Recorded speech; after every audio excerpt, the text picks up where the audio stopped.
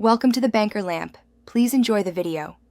You begin by choosing the right bread and immediately breaking it into small pieces so the processor works efficiently. Use day-old or fresh crusty loaves for better texture.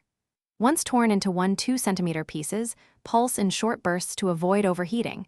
This preserves flavor and dryness. Make sure to check texture between pulses, scraping down the sides as needed. If you want coarse crumbs, stop early. For fine, process longer but in controlled bursts to prevent paste formation.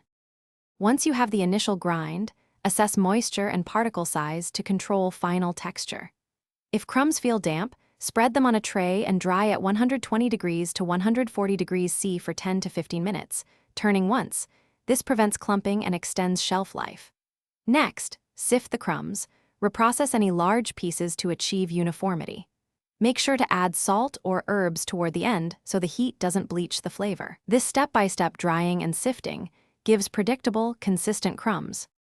You finish by cooling the crumbs fully because warm moisture will cause condensation in storage. Pack airtight, label with the date, and plan to use within 2 to 3 weeks.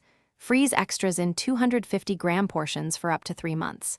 If you find crumbs are oily or clumping, re-dry at low heat and regrind to restore texture. Make sure to sniff for rancidity. If they smell off, discard.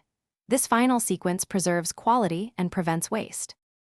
Thanks for watching. If this was helpful, leave a like and consider subscribing. See you next time.